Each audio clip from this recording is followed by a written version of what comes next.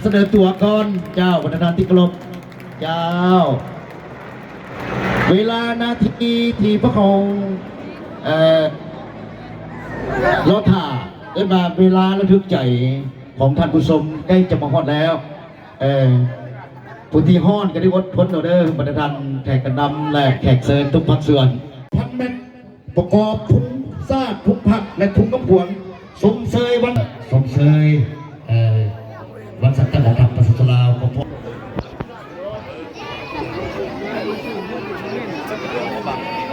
ในรูปเลยดิ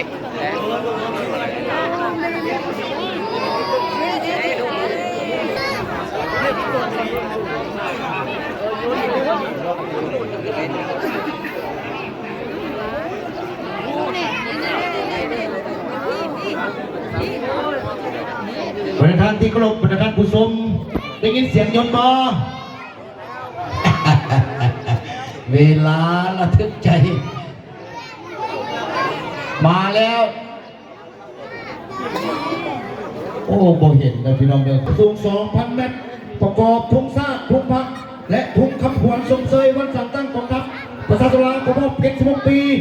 เริ่มปล่อยมาแล้วลงมาแล้วในความสูง 2,000 เมตร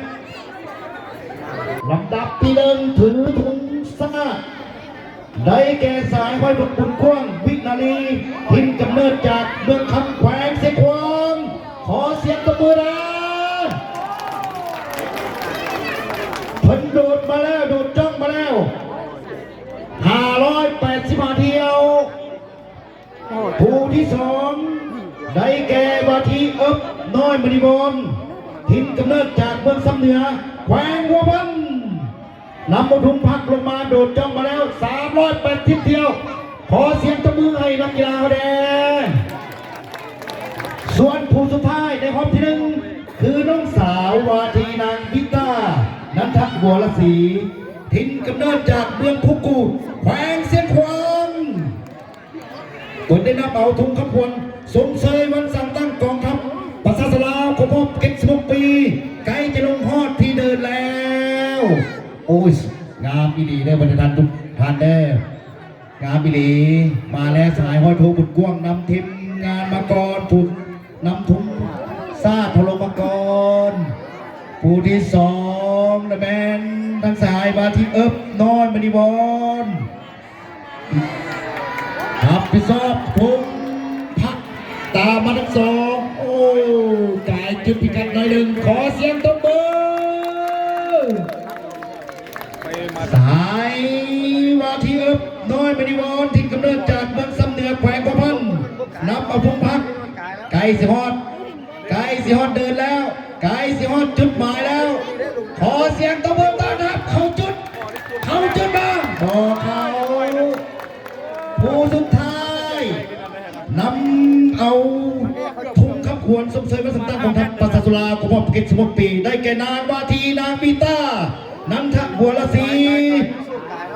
น้องสาวจากเมืองภูกูดแขวงเสียงควางโดดจ้องมาแล้ว300 เที่ยวขอเสียงตบมือสมเสยประธานรอบที่หนึ่งได้สำเร็จเสร็จสิ้นและงามอีเลงามแท้สหายวาทีนางสุภพรพรหมวงศ์ท่วมลงมาประธานเจ้าท่วมลงมาแล้วเจ้าติดตามแล้วกันเด้อประธานนับน้ำกันผู้ที่หนึ่งสหายวาทีนางสุภพรพรหมวงศ์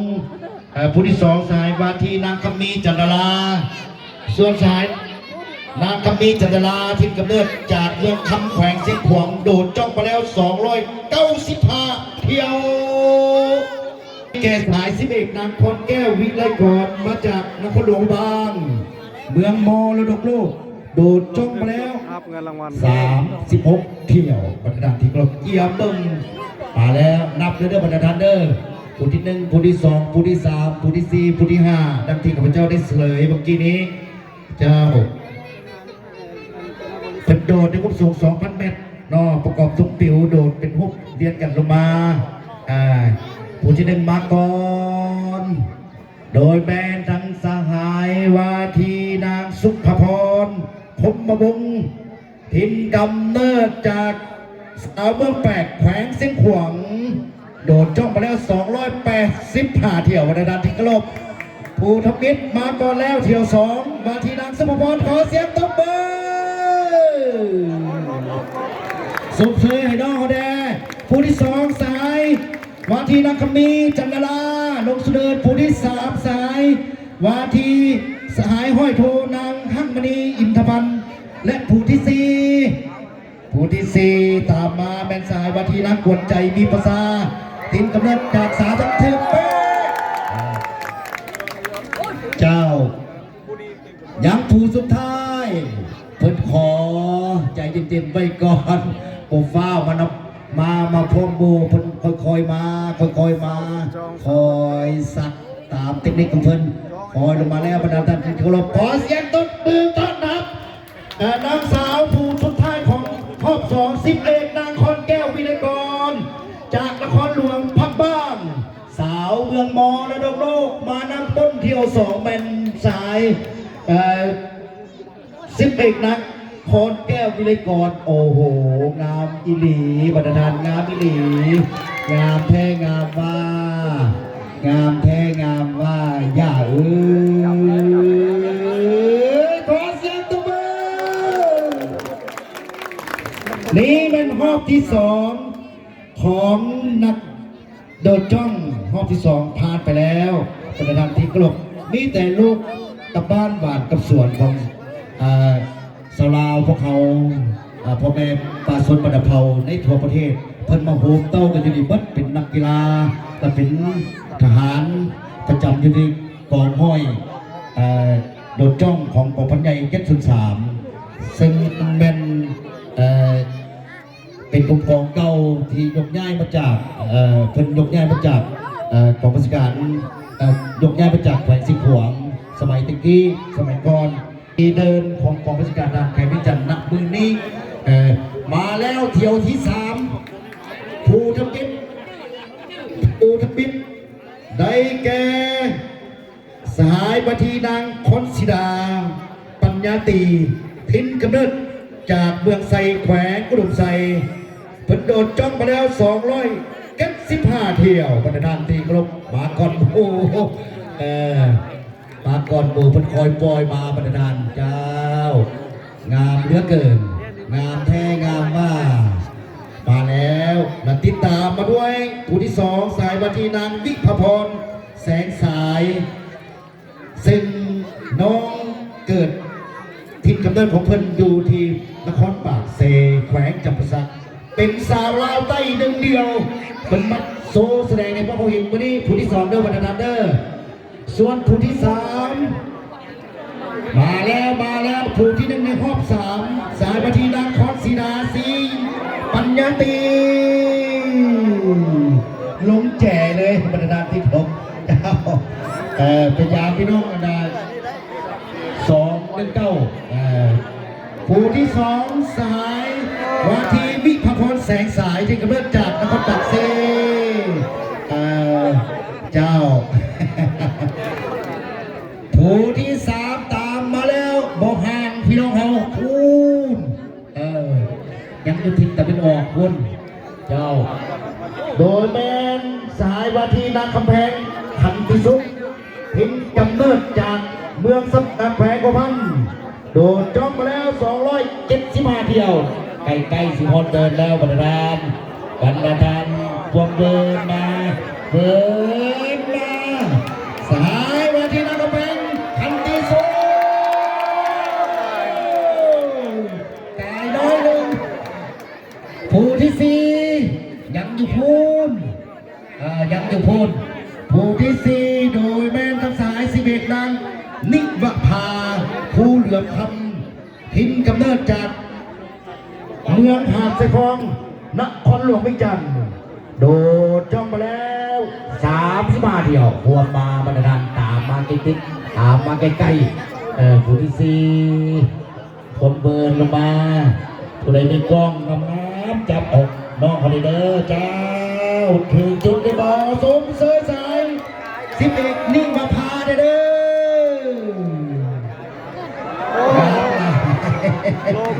ผู้สุดท้าย ผู้สุดท้ายของรอบที่ 3โดยแมนสหายสิเบกพานุบริบูรณ์ทิ้งกำเนิดจากเมืองเบียงคำแขวงเวียงจันทร์บริหารติดตามไปเลยลูกกระบ้านบาดกับสวนของเมืองเบียงคำแขวงเวียงจันทร์พวกเขาพูดน้ำพูนจะน้อยพุ่งลงมาแล้วคอยตุ้มมาเจ้าโอ้ยงามเด้บรรทันท่านใดมือบางๆกันเอากล้องจับให้แน่เป็นบรรยากาศหนึ่งที่พวกเขาประกอบส่วนท้ายพวกเป็นประกอบส่วนในบรรทันเด้อประกอบส่วนเฉลิมฉลองวันสั่งตั้งกองทัพประชาชนครบรอบ76 ปีอยู่ที่กองประชาการทางไก่วิ่งจานพวงลงมาใจจะขาดของเราแล้วคอยเวิร์นสหาย11 พันนุบริบูรณ์ของลูกชายคุกของอีพออยู่เมืองเวียงคำแขวงเวียงจันทร์สังตะวาลงมาแล้วพี่น้องเขาเท่า11 สหายพานุบริบูรณ์เพิ่นโดดจ้องมาแล้ว37 เที่ยวประธานตีเคารพขอเสียงตบมือให้น้องนักกีฬาโดดจ้องทั้ง5ประธานทุกท่านอย่าสุลืมอย่าสุกระดาพับตาอย่าสุพับตาเพื่อนพี่น้องเด้อสุด4มาแล้วอยู่ห่างทางประมาณ1,000 เมตรโดยแมนทั้งสหายวาทีติ๊กสุวินทองถิ่นกำเนิดจากเมืองสำเหนือแขวงหัวพันโดดจ้องมาแล้ว300 กับ 10 เที่ยวเกิดมา310 เที่ยวโอ้นเวิร์นไปพุทโยผู้ที่1นอกผู้ที่2กันยังพูดบรรดาทุกทานนอกติดตามเพื่อนกันเด้อสหายมาที่ติ๊กสุวินทองทิ้นกำเนิดจากเมืองสำเหนือแขวงกว่าพัน310 เที่ยวมาแล้วสิถึงจุดหรือเปล่า310 เที่ยวขอเสียงปุ๊บเกือบปิดโอ้ยลูกชายเกือบยังน้อยหนึ่งผู้ที่2ตามมาแล้วได้แก่สหาย11 บิลลี่จันทร์ประสิทธิ์ทิ้นกำเนิดจากเมืองหุ่นแขวงอุดมไซโดดจ้องมาแล้ว42 เที่ยวความโซลีลาคอยดึงจ้องเข้ามาหาจุดหมายใกล้เข้ามาแล้วประมาณ50 เมตรถึงหรือบอขอเสียงตบมือใจไว้ที่สหาย11 นาทีบิลลี่จันทร์ประสิทธิ์ถึงจุดเลยผู้ที่4แล้วแกสหาย11 ส่วนกระดาษโอ้โหเจมส์สักดาเจ้าโดนจ้องมา36 เกี่ยวสุดเลยผู้สุดท้ายผู้ที่4ผู้ที่5ผู้ที่4ได้แก่สายบ๊อบบี้โอ้โหทานกุศลผู้ที่4เมื่อกี้สาย11 ส่วนนเรศแจมสักดาที่กำเนิดจากเมืองตะแขวงกระบวนโดดจ้องมา36 เที่ยวแล้วและผู้สุดท้ายพวงเบิร์นตุ้มเข้ามานั่นก็คือทางสาย11 บ๊อบบี้พระเมืองงามหลายประธานจะเป็นงามได้งามดีเห็ดงดเห็ดงามเราต้องเห็ดงามเด้อแล้วก็เอาจุดเด้อขอเสียงตบมือให้สุดซีนี่นะหลักและภาคอีกส่วนทุกภาคส่วนได้มีบรรยากาศมีส่วนร่วมและมีบรรยากาศคนสมัครดังกล่าวนี้เพื่อเป็นการเฉลิมฉลองวันสั่งตั้งกองทัพประชาชนลาวครบรอบ76 ปีให้มีความผู้ได้เข้าเป้าหมายเจ้าและผู้สุดที่5สุดท้ายนี่เป็นไฮไลท์ของงานนำที่ข้าพเจ้าได้เสนอเป็นรอบที่5นี้อยู่6 สหายด้วยกันในฮันนี้พระอาจารย์โดดจ้อง2 ฐานหรือว่า2 สหายโดดในความสูง 2,500 เมตรเดินวันงานนี้เที่ยวนี้สูงจนกี่เดินจากเป็นผู้ปลูกแขวงสิขวงโดดมาแล้ว35 เที่ยวแต่ผู้ที่5เป็นสายนีโน่ธรรมวงศ์ทิศกำเนิดจากเมืองมะปีแขวงสะวันโดดจ้องมาแล้ว35 เที่ยวแต่ผู้สุดท้ายแมนสาย11 คำลาเพื่อง ทองสีมาแล้วผู้ที่หนึ่งของรอบที่ห้าโดยเป็นสายพันโดทองสอนสิงห์สวรรค์ขอเสียงตบมืออาจารย์นะเด้สายพันโดทองสอนสิงห์สวรรค์เป็นอาจารย์สอนนักดกจ้องทั้งเป็นผู้กอยนักกีฬาดกจ้องในมือนี้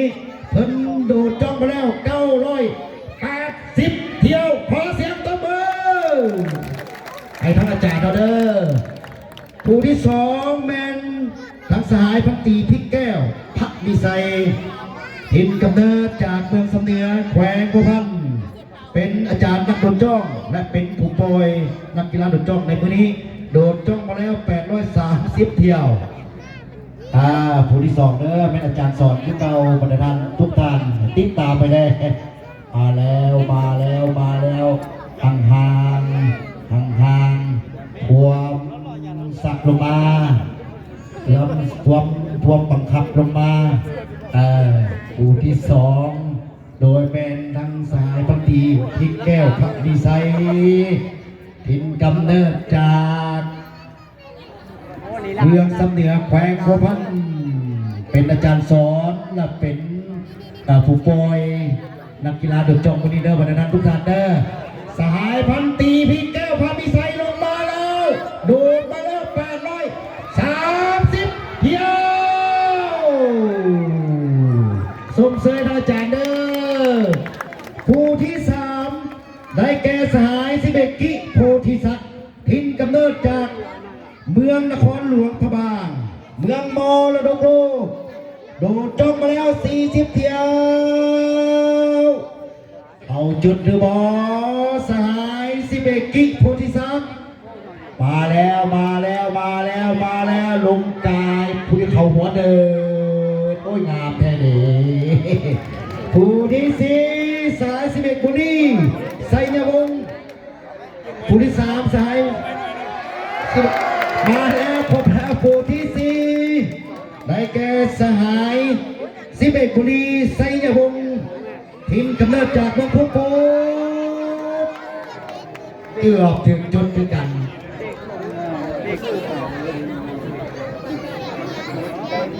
ผู้สุดท้ายเจ้าขอโทษอะไรประธานอ่านสื่อกีฬากินขาดพบกัน6สหายด้วยกันผู้ที่6ผู้สุดท้ายแมนสหาย11คำลาเรื่องท้องสีทิ้นกำเนิดจากเมืองซ้ำเนื้อแขวงบัวพันโดดจ้องมาแล้ว40เที่ยวเกี่ยมตบมือสมเสยให้เราแดมาแล้วไก่สิฮอดจุดที่หมายเอาลงจุดที่หมายเด้อน้องเด้อเอาจุดที่หมาย